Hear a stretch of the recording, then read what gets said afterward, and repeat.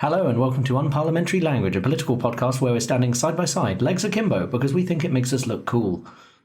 And I'm joined as usual by my friend Rob, and this time we're actually face to face. How are you, Rob? Very well, thank you. How are you? I'm very good. We're having a nice relaxing bank holiday weekend, aren't we? Yeah, it's been lovely. The weather's been lovely. I always talk about the weather in this opening bit. I'm sorry, it's the most British thing I can think of, so I'm going to carry on. So we're going to move straight on to Headline Quickfire. The Hands of History from the Times. Yeah, so this is about the historic peace talks that happened between North and South Korea. I think these were, I don't know if you saw on the TV, Wilco, but these were amazing scenes. I thought it's just something that I never thought would happen in our lifetime. Yeah, it seems like a very sudden change of policy. It's interesting. So I have a friend who's currently back in South Korea. He's South Korean and he's finally gone back there, I think, because now he can't get put into compulsory military service. But he's there for a few more months, and he was saying the opinion there on the ground is very much still like, we're not trusting this, but let's see where it goes. Yeah. But yeah, like as you say, no one expected that from the kind of rhetoric we had in January, February time. Yeah, it's like nothing solid's come out of it yet, but sort of like it's a PR statement, and the sort of theatre around the whole thing was very impressive. You saw it's the first time that the leaders of the two countries ever met face to face, I think, since the countries split apart in 1945. And you know, there were scripted moments like Moon and Kim shaking on the South Korean side. Then there was sort of tension and unscripted moment as Kim took Moon back onto the North Korean side. But it seems quite a convivial relationship between the two. I know North Korea yesterday just moved their time zone to match South Korea's. So there are small little changes that are happening. We're going to have to see where this goes in the next couple of months, but it's something I never thought I'd ever see. And I think there has been some speculation that their repeated nuclear testing in that mountainous region has actually...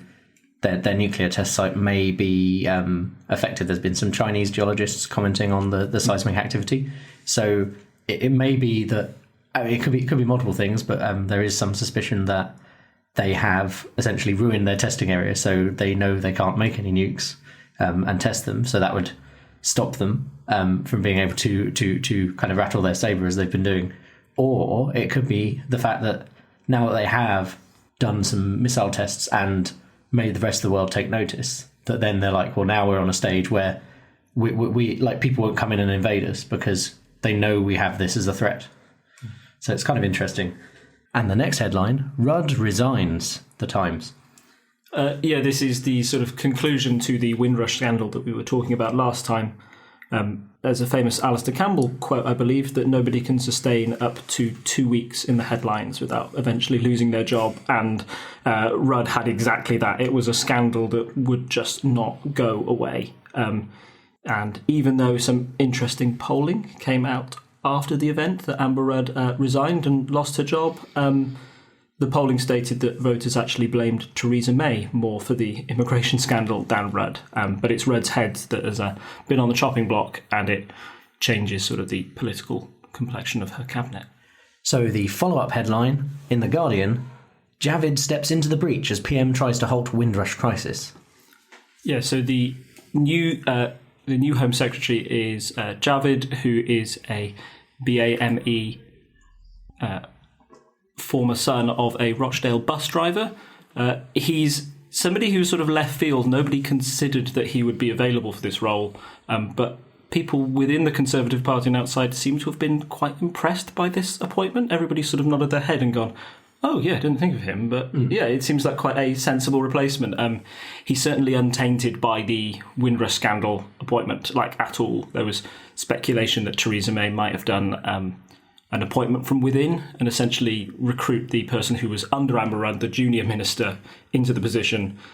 But many people pointed out that wouldn't really solve the problem because she'd still be tainted by the same scandal. So Javid coming in has sort of helped to calm things a little bit, even though he He's a bit of a Remainer. He's a very soft Remainer, so it doesn't really solve Theresa May's problem within the cabinet of having a good balance between Remainers and Brexiteers, but he does seem to be well liked by those outside and seems like quite a sensible appointment. And I'd just like to add on that, I think, when I saw it, I was like, oh, that's a shrewd move.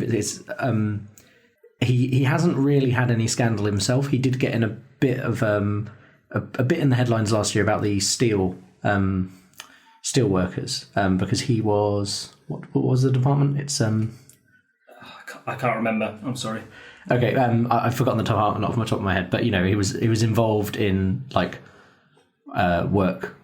and pensions or something like that. Yeah. But he's only really been involved in that one, and it was a bit of a scandal. But I think most people have forgotten about it now. And obviously, him being the son of an immigrant allows him. I think he may even be the first head of the Home Office to be the son of an immigrant and not just some white dude since Disraeli. So that's a long time. So they get to tick all the boxes of this is a good appointment, shows we've taken everything on board, and I think it's essentially diffused the situation for them. Yeah. Next headline from the Daily Mail: House of Unelected Wreckers. This is the Daily Mail, which supports the Brexiteer side of things. This was in response to the House of Lords essentially amending a clause that Parliament had tried to put through on the Brexit bill, stating that MPs should have a say in if the final Brexit deal that Theresa May gets between the UK and the EU will have to be approved by MPs. This is seen as controversial by Brexiteers because the House of Commons during the EU referendum and still now is pretty much sort of 70-30, I think, of people who would have campaigned to remain in the EU. So their big worry is that MPs might reject a deal, and even though the Conservatives and Labour both openly support a Brexit deal, that there are enough rebels on both sides, and Labour might see it in their interest to derail any Brexit deal that might be seen to sort of be a bad deal for workers as well. It just leaves a lot of risk for the government to lose one of the most important votes that there'll ever be in the House of Commons. So the Daily Mail has then taken their anger out at the House of Lords and is sort of starting to make a campaign to try and get the House of Lords elected to make sure that they can make sure this doesn't happen in the future, that vote doesn't get rejected. I think it's interesting as someone who's pro-voting reform that, I would like to see the House of Lords, made an elected house for reasons of voting reform. But then the Daily Mail just seems to have been going, they've attacked the judges, they've attacked the Lords. The only person they haven't yet attacked this year, I feel, is the Queen. They seem to be going very against type in the kind of attacks they've been having, because essentially Brexit is the most important thing to them at the moment, and they're kind of going down this enemies of the people route, which is a bit weird and worrying, I think, to be coming out of our mainstream media. Yeah, it's just to add to that, it's for the American listeners, it's this idea of the balance of power within the UK government. You've got separate institutions. The Lords and the judges, being separate, are meant to act as a check on any sort of they're meant to act as a check on the legislature to make sure that if one party gets loads of power, that they can't just go and do whatever they want. It's the Lords that, Lords famously blocked the fox hunting renewal when Tony Blair was in power. Some would say that was an undemocratic thing to do, but they also could block some of the extreme terrorism legislation that was coming through. I believe it was the 80 days detention. They said, no, you've got to make it longer. So they acted as quite sort of a sensible limit on power. Here they might be seen to be quite sensible in limiting the power of Theresa May by making sure she's just not the only one to approve this Brexit deal and it goes through. They say no. The Lords would argue that it's more representative to have MPs voting on it. But we'll see what happens. And our next headline from The Independent: tainted money in UK tax havens to be revealed.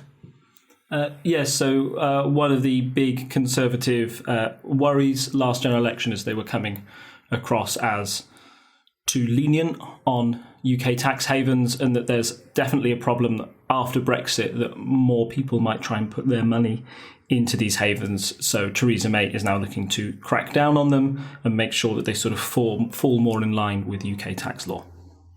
And this is a bit of a backpedal, I think, from the Conservatives. It was previously, I think she made some statements, but nothing really happened. So this is actually, maybe they're actually going to do what they suggested they'd do a few years ago now. And another one from the Daily Mail. Show us your steel, Mrs. May. So in the light of the House of Lords vote, this is a reaction to a letter sent by a group of about 60 backbench MPs, including everyone's favourite Brexiteer, Jacob Rees-Mogg, saying that they were worried about the current plans for the UK to, I think, to enter into a customs union in what they believe would be a form of soft Brexit. About 60 MPs have said that they don't want this to happen, that they would vote against Mrs. May if it happened. And with there being such a small majority that she commands in Parliament, she needs the support of these 60 MPs. So the Daily Mail telling her to show us steel, they actually are saying that she should that she should actually give in to these demands in a way, and that she should take more of a hard Brexit approach. She shouldn't get worried and go for a soft Brexit. She needs to double down. And then if we have the hard break, it's believed that more people will be supportive of Brexit rather than against it. Our next headline is from the Metro. Bercow, out of order! Order! So John Bercow is the Speaker of the House of Commons, and he's meant to be quite an independent role, and it's also meant to be a role that's free of any controversy. However, John Bercow has been brought into a scandal where he's been accused of bullying his personal secretary. And as the days have gone on, there seems to be another scandal that doesn't go away. Bercow's not particularly liked, at least in his own party, the Conservatives. So it might be another reason why the papers are picking on this scandal, because they want to get a speaker who's more sympathetic to the Conservatives, is one sort of possible theory.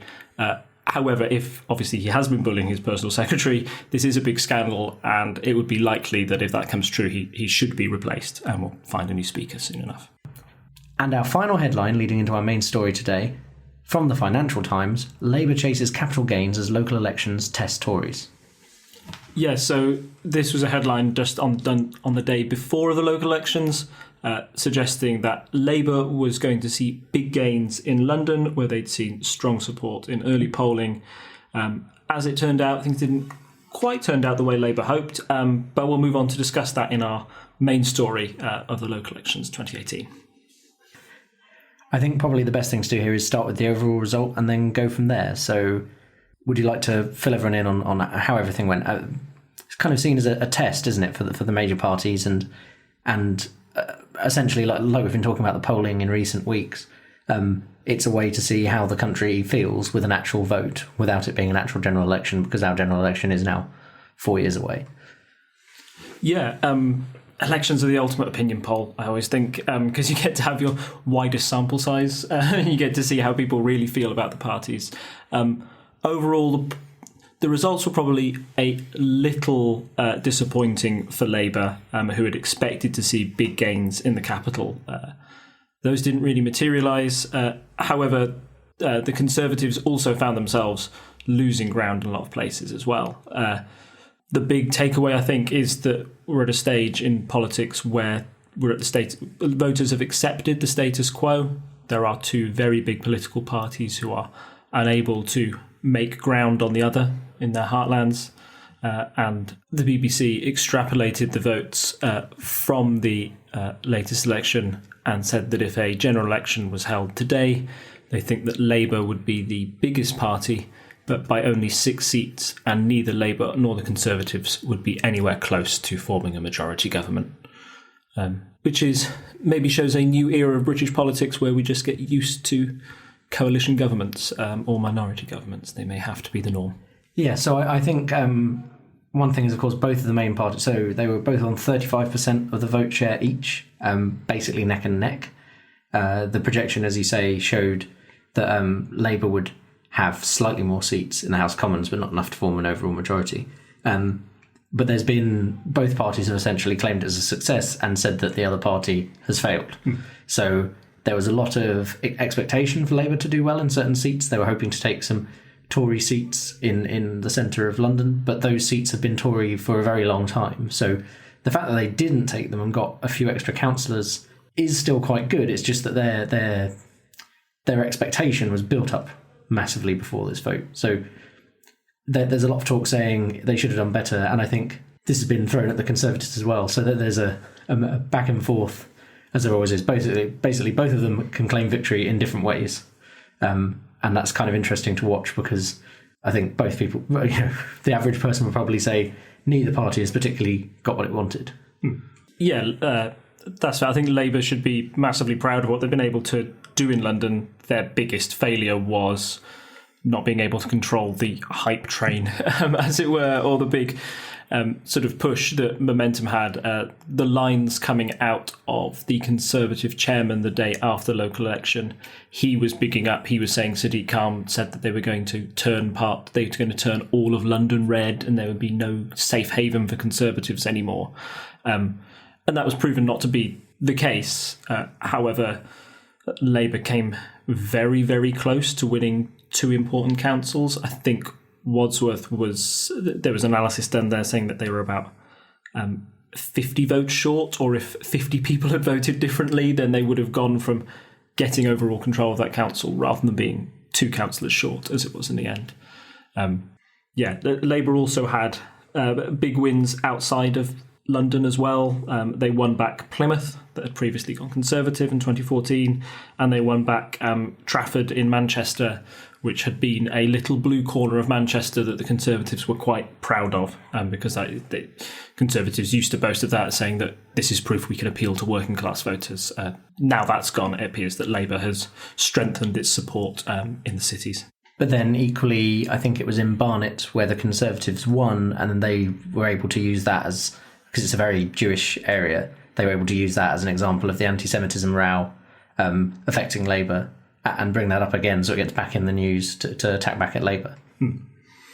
Yeah, certainly. That's another weakness that the Labour Party's had, and another story that's been dominating our coverage and political coverage in general is Labour's perceived failure to deal with anti-Semitism within the party. And we're now seeing that come true at the ballot box, and that was what Labour's biggest fear was, I think, this general election. A small point to talk about these results when we're talking about Labour's success or failure is that these were seats that were last contested in 2014 when Ed Miliband was leader, and it was a very successful night that in 2014. They took a lot of seats off the Conservatives, which is what you'd expect when the Conservatives have been in power for quite some time. So Labour didn't actually have much further that they could go up. They'd already won so many councils, it's hard to improve on your high watermark. So the fact that they were able to win some councils back, it still shows a very impressive night for Labour. And I think if you compare it with the relatively disastrous local election results that happened in 2017, I don't know if you remember, Wilco, but just before, about a month before the general election, the Conservatives thrashed Labour in the 2017 locals. People said it was a disaster for Jeremy Corbyn. I think they got 28% of the vote and the Conservatives got 40%. Now the political landscape is very different. We know that Jeremy Corbyn's been a success in the general elections, where he's able to persuade a huge amount of new voters to come to the Labour Party. And now that their vote share is equal, the Conservatives over the local elections should also be seen as a good sign. And I think talking about getting younger voters in, this is interesting because local elections tend to have less young voters. So, I mean, this obviously isn't true of everyone, but a lot of people go off to university, and when they're at university, they might not bother to register themselves to vote every year. So for local elections, you tend to miss out on that vote because people feel like it doesn't really affect me, or they might be voting at home with their parents. So I think there's that, but also, I mean, like the turnout for this election is something like 10% less than the general election, I think, about that amount. And there's definitely a lower turnout with younger voters. So for Labour to be doing this well with a slightly older group of voters, considering they tend to have more younger voters supporting them, is also interesting. Yeah. And I think before we move on from the two main parties, I think it's just worth pointing out that UKIP's vote completely collapsed. And I wonder if what kind of trends have we seen with those people returning to their previous voting habits, and how has that affected the vote for both the Tories and Labour. I think that the collapse of UKIP certainly masked what would have been Conservative failings. Had UKIP been able to retain the amount of support that they got in 2014, it would have been an absolutely disastrous night for the Conservatives. However, I think we've seen that those UKIP, those people who previously voted for UKIP councillors have gone back to being Conservative voters in the main. There hasn't been a great split between... I think we saw in the general election that some areas which voted very strongly for Brexit either went back to their traditional roots of voting Labour or Conservative, depending on where in the country they were. But it appears nearly universally that UKIP voters have gone back to the Conservative Party. Their vote collapsing from losing 123 councillors on the night, only retaining 3. And I don't know if you heard the UKIP leader on Radio 4 and his comments. Was this the one about the Black Death? Yeah. Yeah. A comment so shocking that it made Nick Robinson go, "I'm sorry, did you just say the Black Death?" And then stating that despite being a disease that wiped out over 7 million people, it also brought about great economic prosperity afterwards and the Renaissance. So I don't really think I need to add to that comment. I think that shows you exactly where the UKIP are as a political party right now. Yeah, clearly some misunderstanding of cause and effect there. But yeah, I think it's just worth mentioning because besides the fact that they've lost so many seats, there's not really much more to say on UKIP now. And I think we can probably carry on without mentioning them again because as we've said previously, with Brexit achieved, what's the point of UKIP? I mean, you will occasionally get people like Nigel Farage coming up and spouting stuff, but I think realistically, they've done what they said they were going to do, and so no one wants to vote for them anymore. Yeah, UKIP have won. As in, both main political parties that were formerly Remain now support leaving the EU. So with that in place, what is the point of UKIP anymore? So talking about Remain, the Lib Dems have been on a very strong "we must remain in the EU" platform, and how have they done in these local elections? So the Lib Dems have done quite well for themselves. They've recovered on where they were. Again, we mentioned 2014 being the last time these seats were up for grabs. In 2014, the Lib Dems were in coalition with the Conservatives, and as a result, their councillors took a hit for that. Usually being in power means that people will protest vote against your party. So this was always going to be seen by the Lib Dems as a potential night to gain voters back. But also, like we mentioned, they're the only one of the big 3 parties that still supports a Remain position. And I think that had a big effect, particularly in strong Remain areas of London, such as Richmond-on-Thames. Which is your local constituency? No, my local constituency is Kingston upon Thames. Kingston upon Thames. But that has also swung back to the Lib Dems, and I think well, we said we'd talk about local areas maybe a bit later. But the bottom west region, southwest region of London is now very yellow. So Sutton has been yellow for some time, and with both Kingston upon Thames and Richmond on Thames going back to Lib Dem after I think about 8 years now, or maybe 4 years. I can't remember, but yes, they've both gone back to Lib Dem. So I think it's they're not quite getting the vote share they were used to in local elections before 2010, but they are starting to regain their kind of traditional strongholds. Yeah, things are looking up for the Lib Dems, but watch this space. We'll see if. As always with the Lib Dems, I think that their time will come if a Brexit deal comes and both big parties vote on it and it proved to be unpopular with the main population. That's where they could see their real gains come back. Okay, so we briefly touched on our constituencies just then. Were you? How did your constituency vote? Were you surprised, or was this kind of what you expected in your area? In my local constituency, we didn't have elections. We were out in the southwest. We were left unaffected by it. I can't remember when our last elections were. I think it might have actually been 2017. So we've got another 3 years to wait. But it's nice to look from the outside on this. Fair enough. So as we've already mentioned, my constituency was Kingston upon Thames. This was traditionally a Lib Dem area, and we traditionally had a Lib Dem MP. And then in 2020, 2014, I think they voted in the Tory council.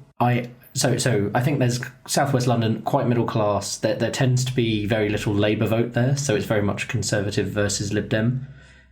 Labour still puts up someone to be a councillor, but they tend not to do very well on the vote. I don't think most of the students in the area vote in our local elections. I think that might be part of it.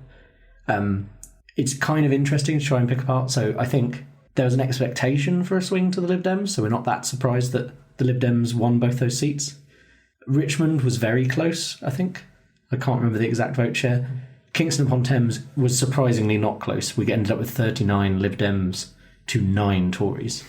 Considering, so that's a big swing. So I think there's probably some students voting who would be pro-Remain. There will be locals obviously pro-Remain who are voting for that reason. But the two big reasons, I think, one, there's been a scandal locally with the Tories basically saying we're going to increase your council tax by 8%, I think, which is above the, I think it's 3% is like the maximum you can do without asking, and they didn't have a vote on it. So they just said, we're going to put it up by 8%. Everyone complained and said, you have to have a vote on it. But by then, they couldn't have the vote, so they had to put it up by the minimum increase. So that was kind of big, and I think in everyone's minds last year, so I think that's probably stayed with people. And the other thing is, if I'm honest, the first piece of Conservative electioneering I saw, and I suppose electioneering is not even the right term here, the first time I've seen any blue advert in the last few months was when I saw one of the potential councillors standing outside the polling station with their blue rosette, which is the only thing they're allowed to do at the polling station. So I think it's obvious that they just weren't trying in our area. So we've had 6 to 7 different Lib Dem pamphlets through over the last few weeks.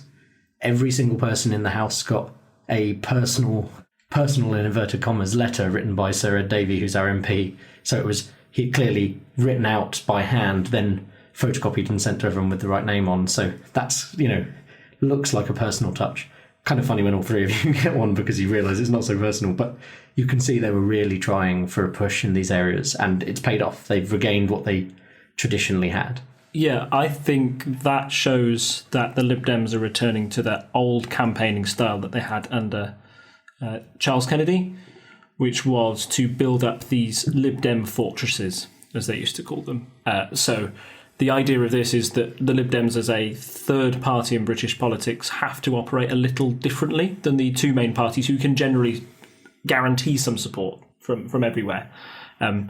The Lib Dems have to go very strong on local issues, and they tend to build up a good foundation of support by having good local services and making sure that when people come to national elections that they remember what the Lib Dems have done for them all throughout the year.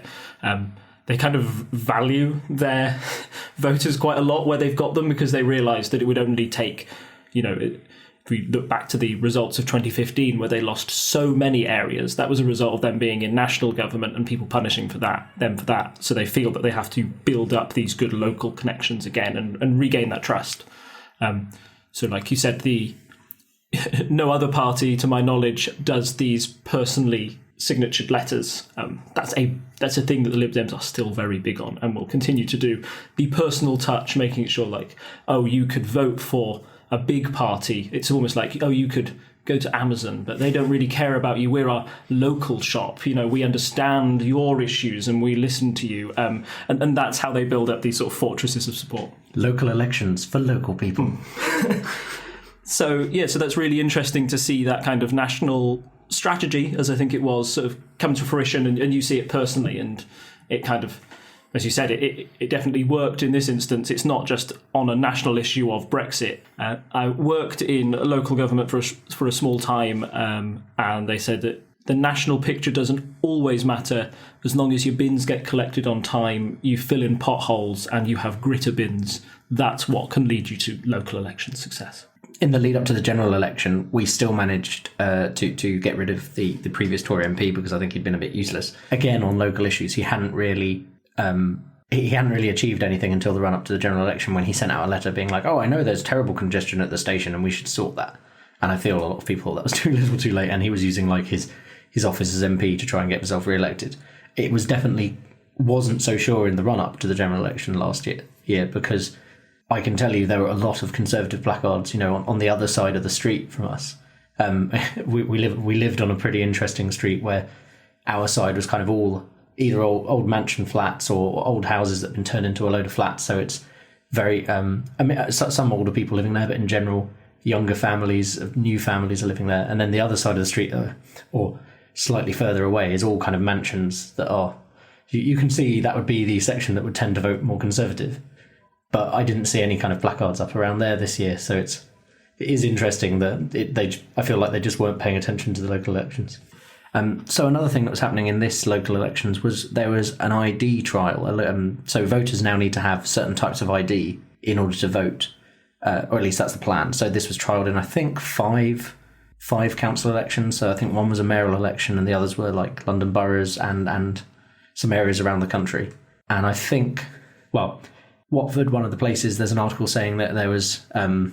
that this trial was preventing people from voting, but then I think there's been some people have been disputing the figure because it sounded like 1 in 5 people weren't allowed to vote, and it sounds like it was a lot less than that. But that's kind of a change from how we've done voting in this country. What are your thoughts on that?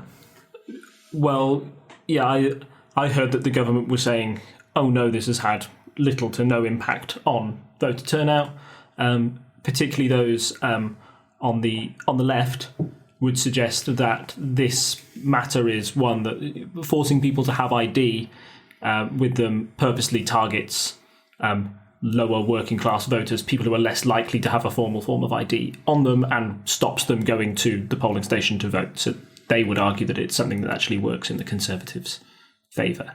I think the actual figures I heard was that this is from a tweet from Ed Miliband on the issue, that I'll try and find and add to the show notes, said that it affected about 1.9% of people were being turned away in a certain constituency, which is still quite a few, and in local elections where they can really go down to the wire, where you can have like single figure digits deciding if a council is elected or not, that can have a huge impact. The reason that ID trials were brought in was trying to stop fraudulent voting. But the argument against it is that this is a bit of a sledgehammer to crack a nut, that forcing this level ID is actually stopping people who would never be fraudulent voters from going to the polls. So, yeah, in general, I think I'm glad it's been trialled on a local scale. I think it would be far more controversial if it was done in a general election. I don't want to see it stick. If I'm giving this is my personal opinion here, I do think that it will turn people away from voting. It'll have more of a degree of worry when you go to the polls. What ID have I got? Is there a chance that I won't be able to have my democratic say? And if that affects turnout on local elections and brings it down, I think that's generally like a bad thing for democracy. I don't know if you got anything to look at. I mean, yeah, so I think it's worth mentioning here potentially for American listeners. There have been issues with voter ID laws in the US. And while I think the argument in principle is the same, we don't have the same kind of issues at the moment so the problem in the States, for example, is it's often black voters who they need like their driving license. They'll go somewhere like the DMV. DMV's only open at lunchtime. They can't leave their job at lunchtime because they don't have an office job if they're in poorer areas. So that's kind of the problem there, is that it very much seems to be systematically against Democrat voters in the US. I think it's less of a problem here because I'd assume most people have a form of ID. Maybe that's a flaw on my part. Maybe this is more of a problem than I think it is. But I mean, I 100% agree with you. I don't think we need this. I think it's a bad idea, and I think it will stop some people from voting, and that is bad. So I just think it's less clear. It was definitely less clear in the run-up to this trial how bad it would be. And I agree, 1%, especially in local elections, can really swing the votes one way or the other. I mean, some seats, I think it was like 40 votes won it. So definitely a concern. But I think it's not quite as clear cut maybe as it was in the States, where it seems like they are definitely penalising Democrat voters. That being said, it is nice just to be able to turn up with nothing. I have a Polish colleague who is used to Polish elections where they do have voter ID, and he went to vote in the local elections, and he was like, "It's crazy. I didn't need any ID." Like, because his expectation is he will need ID.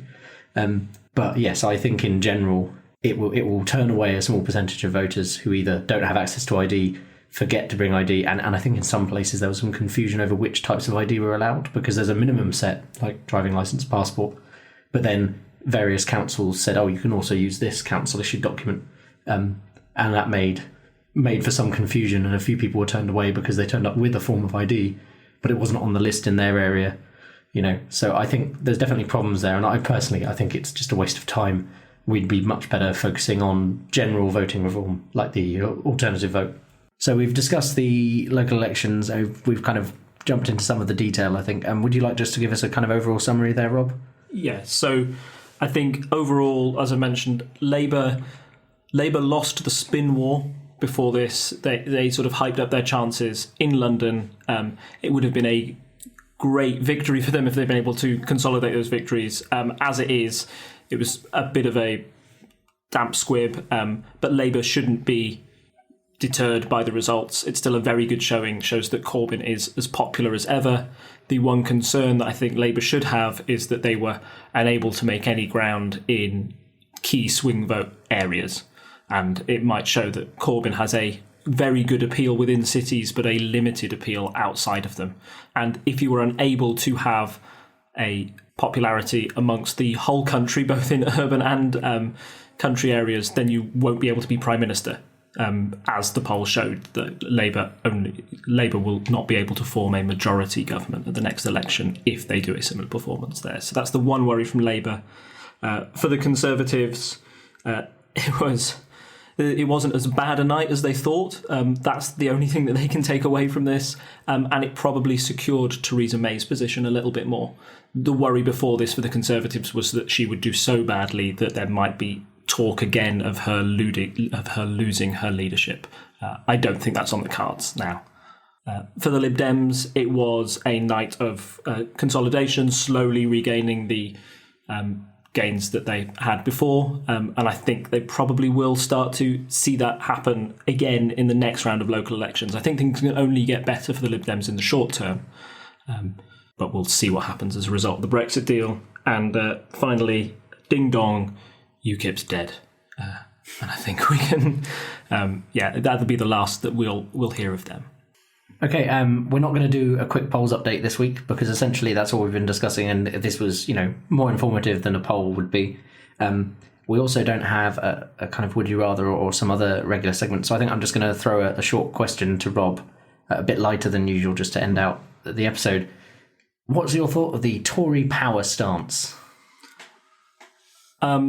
I'm a big fan of how ridiculous it is. I love the fact that there's a man somewhere or somebody who said, yes, this is what you should do to make yourself look cool, and it really doesn't. Both the BBC and The Guardian have run very good articles this week on the origin of the Tory power stance, and my personal favourite is George Osborne. I don't know if you've seen that at all. It's a man with kind of his knees are together, but then he splays out his legs from the knees to the bottom, which is the most unnatural stance possible. It's like somebody's whispered into his ear, like, yes, this is how the humans stand. You should do it like this. So it's ridiculous. I saw councillors, I think it was the Swindon councillors. There was a photo on Twitter of all the Swindon Tory councillors doing a very big leg slide. So I think the Conservatives are now kind of turning it into a comedy strength for them. They're doubling, again, they know that people are doing it, and they appear to be doubling down on it and making it more of a joke and lighthearted. I think it's silly and you shouldn't do it, but that's just me. I definitely think my favourite comparison was a photo of, I think it was, there's a shot of Theresa May and another member of the cabinet and Javid doing it. And then underneath them is a photo from Blackadder III, where it's all of the Prince George and his flunkies doing it, looking like complete idiots. So I think that probably sums up how stupid it looks. I'll try and find that to put in the show notes. So Rob, I've really enjoyed having you here in person to record for once. We should do this more often. And is there any parting thoughts you have? I really enjoyed it. I really enjoy elections. elections are the best things to talk about because you've actually got the most data and stuff to talk. There's the most interesting things come out of elections. So yeah, I'm looking forward to the next election episode. Yeah, definitely. I mean, again, having some hard numbers instead of just guessing what this might mean to the electorate is always good. If you've enjoyed this episode, please go and rate us up on iTunes. It's how more people will find us. Go and give us a good rating. Tell everyone about the podcast. We're really enjoying doing this, and we're going to keep on doing these kind of episodes up until summer, when during silly season our plan is to do a series of kind of in-depth episodes on different parts of how politics in the UK works. So we're going to be thinking on those. Those are going to be different style of episodes, but just if you have any suggestions, we'd love to see comments on Reddit, on the Facebook page, or on Twitter, where you can follow us at Unparl Podcast. On Reddit, we're /r/unparliamentary. And you can also find us at Patreon, where any money you can give towards the cost of running the website and keeping us going, and maybe so Rob can get a decent microphone for when he's not in person. That'd be great. And that's at patreon.com/TTSS. So I think it's good night from me. And it's good night for him. Bye. Bye. Bye. You can see me waving into the microphone now, as I always do at my house at home. Bye.